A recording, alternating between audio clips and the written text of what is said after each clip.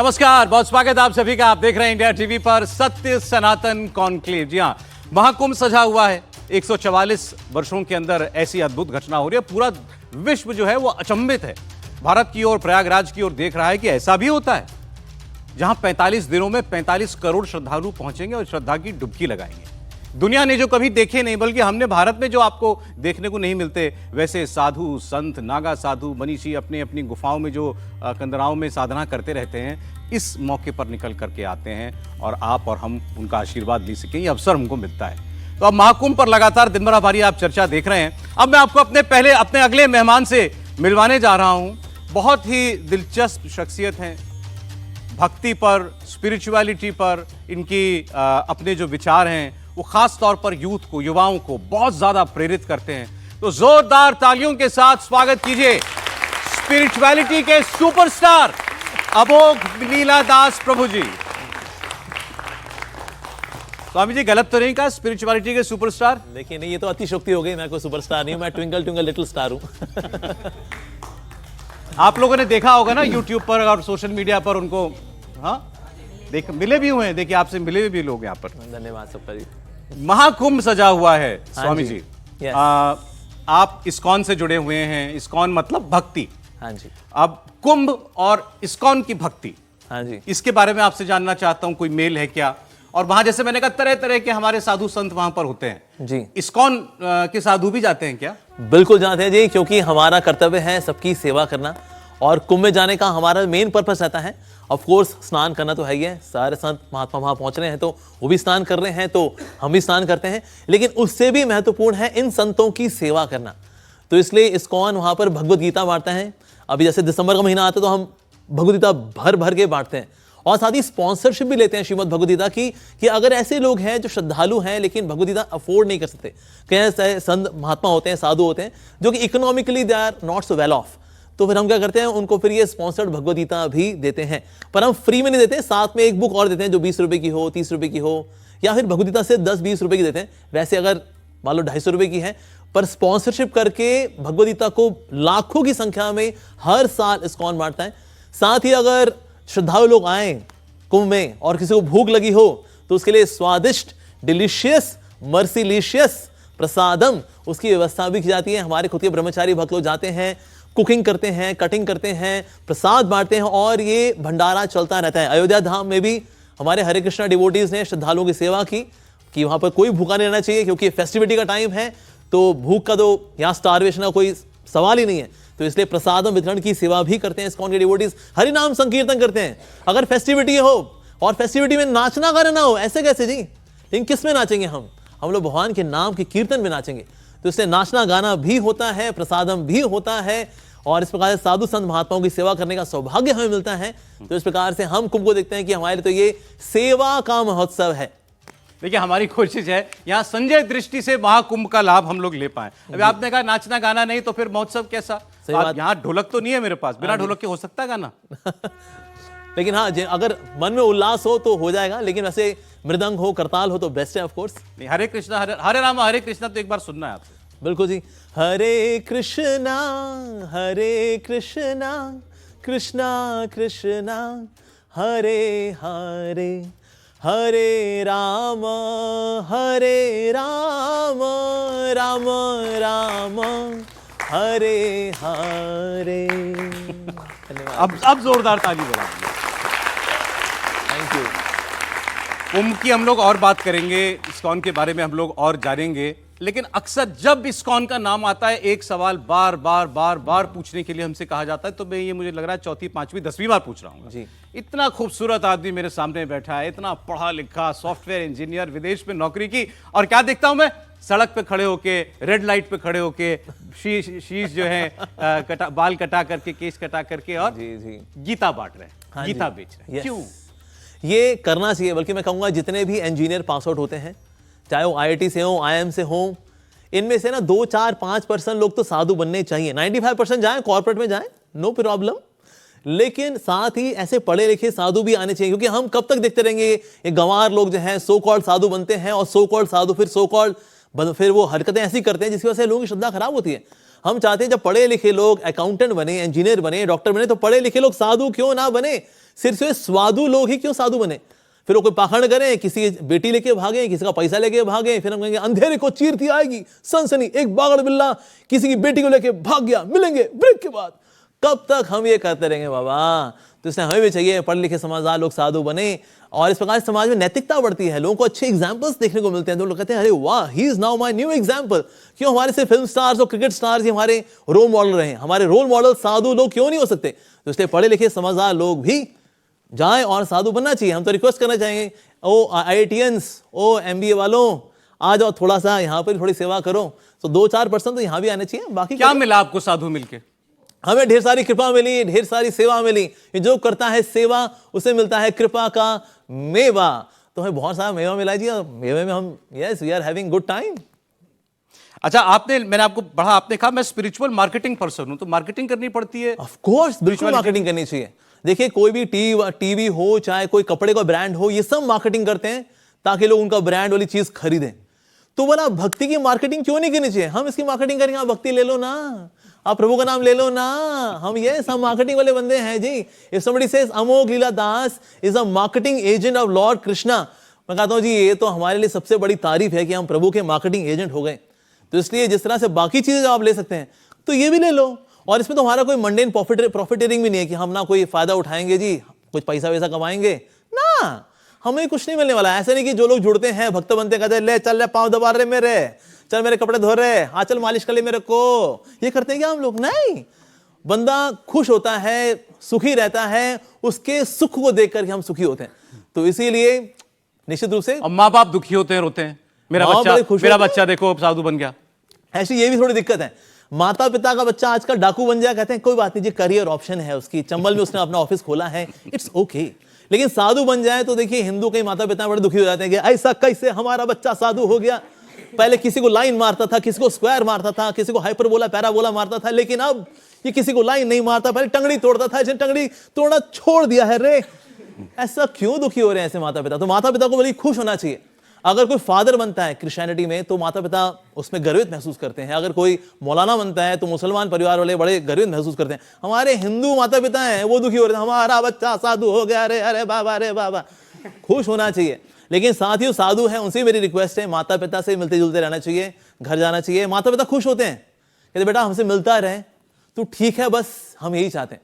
बाकी तो भगवान की सेवा कर रहा है, तू कौन सा बंदूक लेके कहीं ठाए ठाए कर रहा है? नहीं, वो लोग भी फुल टाइम ज्वाइन करते हैं ना, जो ठाए ठाए कर रहे हैं, वो भी कहने के फुल टाइम ज्वाइन किए हैं।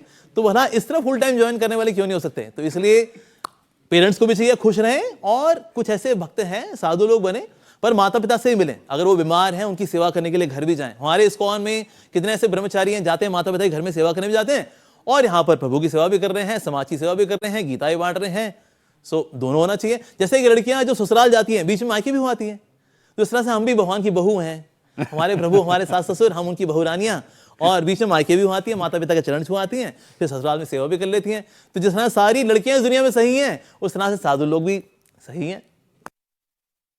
ये भक्ति में आ रहा है ना मजा सुन के? तो बजाइए ताली। कुंभ की बात कर रहे हैं हम आपसे, लाखों साधु संत वहां पर आए हुए हैं जी, ठीक। और आपका मैंने एक बयान पढ़ा, आपने कहा था ढोंगी गुरु मूर्ख चेला दोनों का नरक में ठेलम ठेला। गुरु ढोंगी होते हैं, हाँ बिल्कुल मूर्ख होते हैं। देखिए ढोंगी भी होते हैं, जैसे IIT में की कुछ ऐसे डफर लोग होते हैं जो 6-6 साल में जाके बीटेक करते हैं। हम ये नहीं कहेंगे देखो कैसे डफर लोगों का इंस्टीट्यूट है IIT। कुछ डफर लोग तो IIT के अंदर भी है, लेकिन IIT जाना जाता है उसकी जो क्रीम स्टूडेंट्स हैं, उसकी अच्छे इंफ्रास्ट्रक्चर की वजह से, बढ़िया फैकल्टी की वजह से। उस तरह साधु संत भी जो है, अच्छे साधु संत भी होते हैं, 2-4 बदमाश भी होते हैं जो गेरवा कपड़ा तो पहन लेते हैं, लेकिन अंदर से वो गेरवे नहीं है, अंदर से वो पूरे बदमाश हैं। क्योंकि वो कहीं नौकरी लगी नहीं, कहता कोई नहीं यार, थोड़ा यहाँ वहां से डोनेशन इकट्ठा करेंगे, 2 वक्त की रोटियां तोड़ेंगे, और तो काम के ना काज के, दुश्मन सोमाना नाच के रह लेंगे। तो ऐसे टपोरी लोग भी कुछ लोग साधु समाज के अंदर घुस लेते हैं, तो साधु वो काउंट हो जाते हैं, पर होते नहीं है साधु। तो इसलिए कभी कभी ऐसे लोगों को हाईलाइट करना, पकड़ना, हाईलाइट करना वो जरूरी है। पर हम बोले सारे साधु ऐसे नहीं, ऐसे नहीं। जैसे यहाँ पर मान लीजिए दिल्ली में कुछ लोग जेब कतरे हैं, और बोले दिल्ली जेब कतरों का शहर है, पर एक्चुअली ऐसा नहीं है। Now this is logical fallacy of generalisation. हमने जनरलाइज कर दिया सारे जेब कतरे, नहीं नहीं, कुछ जेब कतरे भी हैं। उस तरह साधु समाज के अंदर कुछ नौटंकीबाज भी हैं। अच्छा, अब जैसे आप लोगों को सब देख रहे हैं, दुनिया देख रही है, आपने कहा बड़ा मजा आता है, सेवा करने में मजा आता है। अरे आपने कह दिया एक तो ब्रह्मचारी बन जाओ, फिर आपने कह दिया उपवास करो, सादा खाना खाओ, मांस मच्छी मत खाओ, नॉनवेज छोड़ दो। क्या मजा छोड़ा आपने? देखिए हम तो प्रसाद पाते हैं, और जहां तक व्रत की बात है, व्रत रखना इट्स गुड। आजकल बल्कि intermittent fasting is very famous. Intermittent fasting रखते हैं, आपका जो ये पोस्ट पेड कनेक्शन हो रखा है ये प्रीपेड हो जाता है, क्योंकि आपने इंटरमिटेंट फास्टिंग की। शाम को 6 बजे से लेकर के सुबह के 9 बजे तक फास्टिंग, नथिंग, हल्का बुल्का कुछ खा लिया, दैट्स इट। तो इसीलिए फास्टिंग इज वेरी गुड। बाकी ब्रह्मचारी है, देखिए कुछ लोग ब्रह्मचारी बनते हैं, ज्यादातर लोग गृहस्थी बनते हैं, और कलयुग में प्रैक्टिकल आश्रम इस गृहस्थ आश्रम। पर हाँ, कुछ लोग ऐसे भी होंगे जो कि ब्रह्मचारी बनेंगे, उसको एनकरेज करना चाहिए। पर ऐसे होते कितने हैं? 0.01%। हमारे इस्कॉन के अंदर 99.9999% लोग तो गृहस्थ हैं, 0.0001% हमारे ऐसे ब्रह्मचारी या सन्यासी लोग होते हैं। सो विलुप्त होने वाली प्रजाति का नाम है ब्रह्मचारी। फलती फूलती प्रजाति कौन सी है जी? गृहस्थ। तो गृहस्थ तो रहेंगे निश्चित रूप से मेजोरिटी में, लेकिन कुछ ब्रह्मचारी भी चाहिए, जैसे कि बॉर्डर सिक्योरिटी बीएसएफ के कुछ नौजवान भी चाहिए। हालांकि 99.99% लोग तो सिविलियंस हैं, लेकिन कुछ बीएसएफ के नौजवान भी तो चाहिए। तो हम बीएसएफ के नौजवान हैं, भक्ति सिक्योरिटी फोर्स, बीएसएफ। अच्छा, आपने क्योंकि डाइट की बात कर दी, और इंटरमिटेंट फास्टिंग तो वाकई इन थिंग है आजकल। Yes. आप लोगों की क्या डाइट होती है? आप इतने फिट हैं। हाँ जी, हमारा तो रहता है कृष्ण प्रसादम, ऑफ कोर्स, शुद्ध शाकाहारी भोजन बिना प्याज लहसुन का। सो सुबह और शाम को अगर भूख लगे तो 3 बार ले सकते हैं। वैसे 2 बार प्रसादम काफी होता है, भरपेट लेते हैं शाकाहारी भोजन, और भगवान को भोग लगा होता है तो जो फूड है वो चिन्मय बन जाता है, इट बिकम्स वेरी डिवाइन। तो ये लेते हैं, साथ में भगवान की सेवा में एक्टिव रहते हैं, और अपने बारे में ना सोच करके दूसरों के बारे में सोचते हैं। तो जितना आप निस्वार्थ जीवन जिएंगे उतना आप बिंदास रहेंगे। तो जो है कृष्ण का दास वो सदा बिंदास, अदरवाइज हमेशा उदास। नॉनवेज क्यों नहीं खाना चाहिए? देखिए नॉनवेज खाने के लिए हम लोग बने नहीं है। वैसे हमारा शरीर जो है वो नॉनवेज के लिए नहीं बना है। हमारे पेट का जो एसिड है वो कार्निवोरस एनिमल्स के पेट के एसिड से 20 टाइम्स लेस एसिडिक है। तो वो लोग पचा लेते हैं, हम लोग नहीं पचा पाते हैं आज। इसलिए कई बार नॉनवेज खाने के बाद उल्टियां भी होती हैं। जितने लोगों को ये पाइल्स की बीमारी है, या फिर फिस्टूला बहुत ही गंदी बीमारी होती है, मतलब कि मल कहां से निकले, 2-4 छेद बन जाते हैं, मल भी कंफ्यूज होता है, मैं कहां से निकलूं, यहां से कि वहां से। फिस्टूला, जिसको कि नासूरी बोलते हैं, किनको होता है? 90% नॉनवेज खाने वालों को होता है। इंटेस्टाइन कैंसर नॉनवेज खाने वालों को होता है। तो इसीलिए हमारा शरीर वेज खाने के लिए है, और वेज खाने वालों में ज्यादा ताकत होती है। जॉन इब्राहिम को देखिए, 6 पैक है, ऐसे शर्ट उठाता है, बिस्किट नजर आते हैं यहां पर। क्या बात है। Vegetarian Dara Singh vegetarian, Sylvester Stallone vegetarian, Rambo vegetarian. तो यानी कि आप वेजिटेरियन रह करके भी शक्तिशाली हो सकते हैं। Why not? सांड क्या खाता है? घास फूस। हाथी खाता है घास फूस। तो ताकत कहां है? घास फूस में। और घास फूस में वैरायटी कितनी है? इडली, वड़ा, डोसा, सांभर, समोसा, ये कितना कुछ है। My God, north Indian, south Indian, उसमें तो कोई वैरायटी भी नहीं है नॉनवेज के अंदर। उसी की टंगड़ी, उसी का कीमा, अरे धत तेरे की, उसमें कोई स्वाद भी नहीं है। स्वाद तो ग्रेवी का होता है। ऐसी नॉनवेज का कोई स्वाद थोड़ी ना है। तो इसीलिए वेजिटेरियन खाना चाहिए। आपको नॉनवेज खाना है, आप थोड़ा नान लीजिए, स्टफ नान, पनीर नान, साथ में वेज लीजिए, then it is non veg, then we are non vegetarian, that's perfectly fine. But non vegetarian बिल्कुल नहीं। आपने कहा कि जो लोग पाश्चात्य संस्कृति के पीछे भागते हैं उनकी हालत ऐसी हो जाती है जैसे धोबी का कुत्ता, हाँ, ना घर का ना घाट का। हाँ जी। ऐसा क्यों? और आप किसको कहते हैं पाश्चात्य संस्कृति? देखिए पाश्चात्य संस्कृति ये अमेरिकन यूरोपियन संस्कृति है, जिसमें कि कोई कमिटमेंट्स भी नहीं है, ऐसे कोई स्पिरिचुअल डेप्थ भी नहीं है, ऐसे रिस्पेक्ट का कल्चर भी नहीं है, फिजिकलिटी पे ज्यादा फोकस है, स्पिरिचुअलिटी पे कम फोकस है। So that is western culture, more of into sense enjoyment. पर हमारा जो ईस्टर्न कल्चर है, जो वैदिक कल्चर है, इट्स अबाउट एनलाइटनमेंट। तो इसलिए इस कल्चर को हमें नहीं छोड़ना चाहिए। हम सोचें अरे यार ये तो पिछड़ा कल्चर है, रे क्या है ये, तो इट्स सो बैकवर्ड, हम लोग आज 21st सेंचुरी गाइस, हम लोग आगे निकल चुके हैं। तो कहां आगे निकले हैं? थोड़ी डायरेक्शन में देख लो काका जी। तो इसीलिए आज डिप्रेशन के शिकार इतने लोग हो चुके हैं। 450 million people are having depression, जिसमें से 350 million people also attempt suicide. तो क्या ये एडवांसमेंट है? Every 40 second there is suicide happening. ये एडवांसमेंट है? आज डिवोर्स रेट इतना बढ़ चुका है कि 30,000 के अंदर उन्होंने डिपार्टमेंट खोल दिया कि भाई बहुत आते केस यार, जल्दी जल्दी निपटाओ इनको। तो क्या ये एडवांसमेंट है?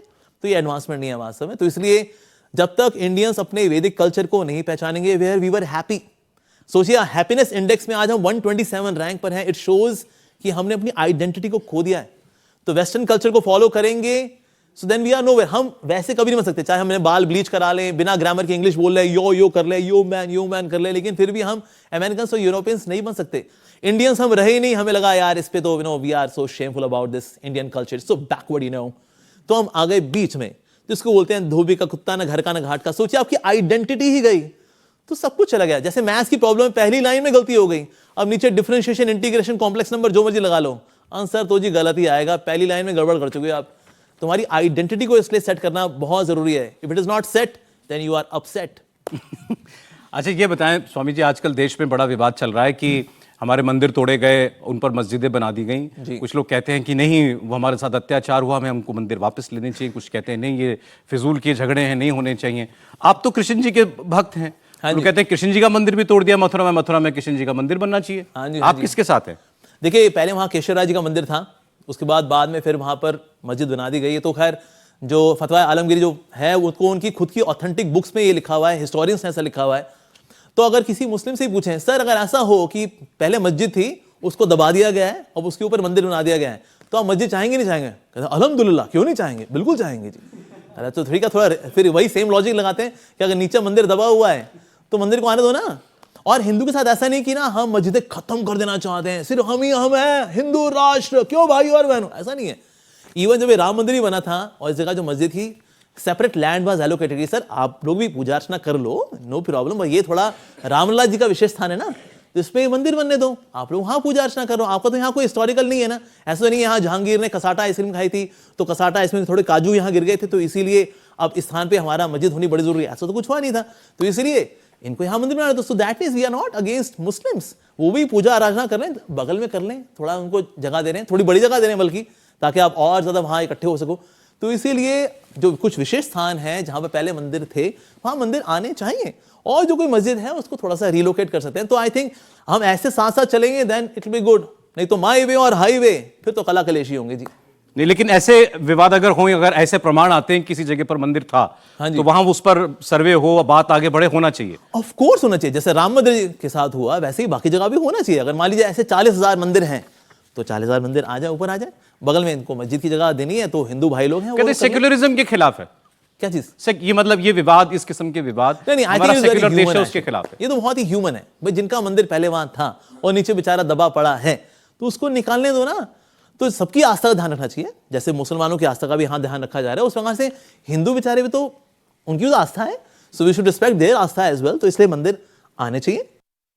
एक बार मैंने कहीं पढ़ा, आपने कहा कि धर्मनिरपेक्षता, सेक्युलरिज्म धोखा है।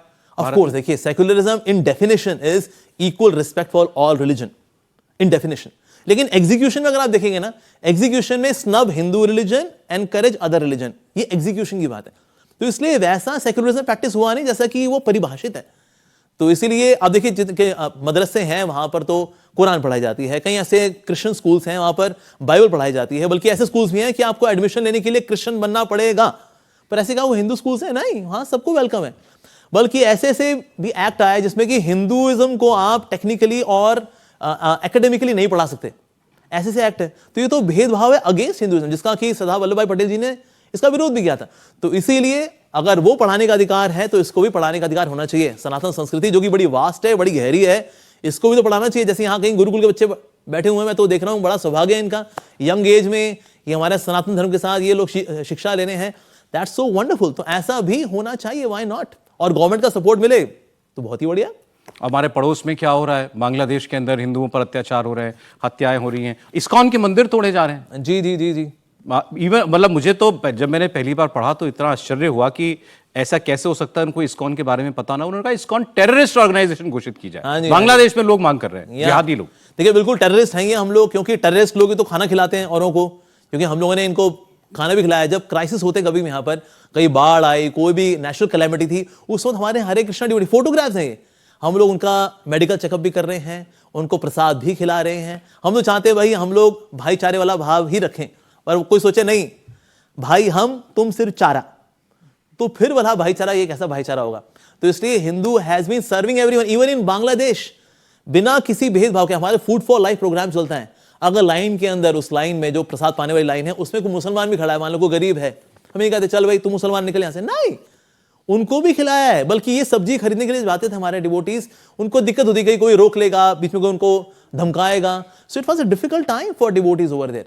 तो इसलिए अगर कोई बोले ये तो जो उग्रवादी संस्था है, ये कैसी भाई ये संस्था है उग्रवाद वाली, ये जो या देशद्रोह वाली, ये तो सेवा करती है बल्कि बांग्लादेश में लोगों की। बल्कि एक समय मैं वृंदावन में था, मैं वृंदावन से मैंने पूछा कि भाई जपमाला मिल जाएगी यहाँ से, कोई खरीदनी थी। उन्होंने कहा पूरे वृंदावन में जपमाला है नहीं। मैंने कहा क्यों, कहाँ गई? उन्होंने कहा 10,000 जपमाला यहाँ से बांग्लादेश गई हैं, क्योंकि इस्कॉन वहां पर सनातन धर्म का इतना अच्छा प्रचार प्रसार कर रहा है कि वहां पर मालाएं जाती हैं, लोग लेते हैं, जपा कर रहे हैं। ये देखकर कुछ ऐसे तबके के लोग थे, उन्होंने कहा भाई ये तो एक्सट्रीम वाले हैं, इन पे झूठी तोहमतें भी लगाओ कि ये तो वैसी वाली संस्था भी है। तो ये यही जानना चाह रहा था, इस्कॉन क्यों टारगेट पर है बांग्लादेश में? बिकॉज वी आर प्रीचिंग सनातन धर्मा। हम वहां पर अच्छे से बड़े लॉजिकली सेंसिबली वहां प्रचार प्रसार कर रहे हैं। मैं बांग्लादेश गया था, अच्छा, करीब 2-3 साल पहले की बात है। It was very good welcome, और वहां पर इतने लोग आए सुनने के लिए, मतलब कम से कम नहीं तो 4-5 हजार लोग होंगे दूर तक बैठे हुए, and they are listening.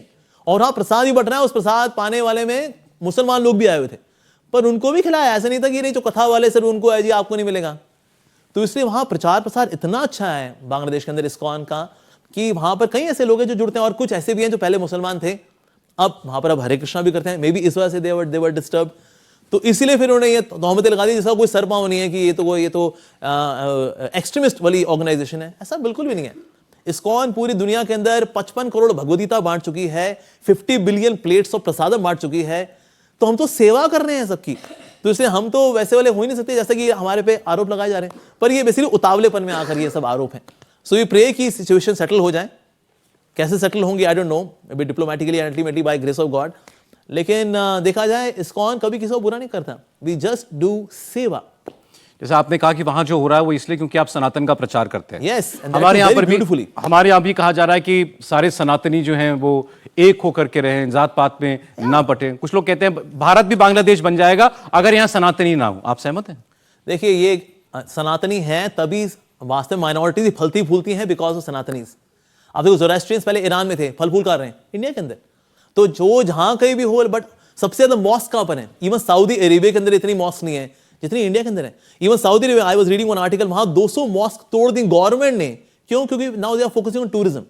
Even last mosque जिसमें आयशा जी ने आयत की थी, ऑफरिंग की थी, उसको तोड़ के वहां जो है पब्लिक कन्वेंस की जगह बनाई गई वहां पर, so that people can feel comfortable. तो इसलिए जो वहां होता है वो तो यहां भी नहीं हो रहा, पर वहां ऑब्जेक्ट नहीं करते कि ठीक है वो तो पूरा देश वही है। यहां पर सबसे अधिक मॉस्क है पूरी दुनिया में देखा जाए, सो सबसे अधिक माइनॉरिटीज की अगर कोई सेवा करता है दैट इज इंडिया एक्चुअली। हालांकि माइनॉरिटी की डेफिनेशन भी है जो 3% से कम हो। आजकल जो 20% भी है उसको भी माइनॉरिटी लोग काउंट कर लेते हैं, लेकिन वैसे एक्चुअली देखा जाए तो मुसलमानों को माइनॉरिटी नहीं माना जाना चाहिए इंडिया में? एज पर संविधान इट इज 3%। 3% के जो नीचे है, मान लो जैसे सिख है तो हम कहेंगे ओके जैन है, ये 3% कम है तो हम कहेंगे माइनॉरिटी। पर जो इससे ऊपर आ चुका है वो माइनॉरिटी में नहीं आता, although they are still part of the Indian subcontinent. लेकिन देखा जाए तो माइनॉरिटी में नहीं आते एज पर डेफिनेशन देखा जाए तो। कुछ है आपके पास पूछने के लिए? कोई कुछ कहना चाहता है? अच्छा ठीक है, लीजिए माइक लीजिए, अपना नाम बता दीजिएगा और फिर पूछिए। Sir Shivam Sharma this side. Shivan बताइए। आपके चरणों में मेरा नमस्कार। प्रणाम जी, हरे कृष्णा। सर जैसे कि आपका वे ऑफ कम्युनिकेशन है तो श्योर है कि आपको यूथ सुनता होगा, और अभी जो कन्वर्सेशन चल रही थी उनमें मेन मुद्दा हिंदू मुस्लिम ही था। यस। बट आज के टाइम में अगर देखा जाए तो मेरे भी मुस्लिम दोस्त हैं। तो जो चीज़ें ना करने के लिए कही जाती है मतलब मुस्लिमों के लिए, तो वो चीज़ वो अपने ऊपर भी लगा लेते हैं। वो सबको एक साथ जज कर देते हैं, मतलब सब मुस्लिमों को एक माइंडसेट से देखते हैं कि ये एक ही चीज़ है। हाँ। तो आप ऐसा कुछ कहना चाहेंगे उन मुस्लिमों के लिए, मतलब जो सही है कि वो कि हमारे धर्म की तरफ से उनके लिए कोई ऐसा कोई मतलब डिस्क्रिमिनेशन नहीं है कि हम उनकी रिस्पेक्ट करते हैं एज सच की लाइक। देखिए हमारे देश ने एपीजे अब्दुल कलाम जैसे महान साइंटिस्ट भी देखे, तो जिन्होंने जो कि मिसाइल मैन माने जाते हैं, तो ऐसे मुसलमान भी हुए हैं और उनकी हम रिस्पेक्ट करते हैं। सानिया मिर्जा ऐसे स्पोर्ट्समैन भी हुए हैं, तो इसे वी रिस्पेक्ट देम। लेकिन जो एक्सट्रीमिस्ट भाव वाले होते हैं ना, माई वे और हाई वे, ऐसे लोगों को जो है थोड़ा सा सीधा करना जरूरी होता है। So administratively then it is being done. पर हम ये लेके चलते सब के सब बुरे ही होते हैं, ऐसा हम कभी नहीं बोलते। So again we become victim of logical fallacy of generalisation. हमने जनरलाइज कर दिया, हम जनरलाइज नहीं करते एक्चुअली। तो इसलिए कुछ जो अच्छे लोग हैं we appreciate them. I remember I met one person in train, उसका नाम था मरखूब, and he was a Islamic preacher। और रात को 10 बजे हमारी बातचीत शुरू हुई और सुबह के 5 बजे तक, यानी हम 7 hours we were discussing about Islam and सनातन धर्म। तो व्हाट इज कॉमन और क्या क्या चीजें हैं जो कि उन्होंने कहा मेरे को जिसका जवाब नहीं मिलता. सो आई एक्सप्लेन फ्रॉम सनातन धर्म एंड ही वाज अंडरस्टैंडिंग. और सुबह 5 बजे as now we were boarding off, हम लोग निकल रहे थे अपनी ट्रेन से. So we hugged each other. और उन्होंने कहा क्या मुझको भगवद गीता मिल सकती है. और मैंने कहा मेरे पास वैसे तो नहीं, मेरी पर्सनल कॉपी है भगवद गीता की, तो मैं वो दे सकता हूं. तो he had tears in his eyes. और फिर उन्होंने कहा आप इसमें सिग्नेचर कर देंगे. सो मैंने उसमें लिख के दिया read with devotion with love Amogh Liladas. And he took that copy और उन्होंने पढ़ा भी. और कुछ समय बाद वो हमारे इस्कॉन ईस्ट कैलाश में भी आए और मिले. कहते हैं जी वो अमोघ लीलादास जी से मेरे को मिलना था, बिकॉज हम ट्रेन में मिले थे उनसे. सो मेरे से मिले भी, हमने फिर से आलिंगन भी किया, दर्शन करने के लिए भी गए राधा कृष्ण के मंदिर के अंदर. सो ब्रॉड माइंडेड ऐसे मुस्लिम्स भी हैं, those who want to have philosophical discussions. तो सो व्हाई नॉट. तो ऐसे लोग आए, मिले जुले, वेरी गुड. जी, अमोघ लीलादास जी ने, मुझे लगता है आपने बिना बताए सारे प्रश्नों के उत्तर दे दिए. Okay. तो फिर बहुत जोरदार तालियां आप लोग बजाएं. अमोघ लीलादास प्रभु जी, हमेशा की तरह आपसे बात करना बहुत अच्छा लगता है और बात करके एक एनर्जी फील होती है, ऊर्जा फील होती है. तो बहुत बहुत धन्यवाद और हमारे स्टूडियो में आए. आप देख रहे थे सत्य सनातन में बातचीत अमोघ लीलादास प्रभु जी के साथ. जोरदार तालियां. बहुत शुक्रिया. Thank you.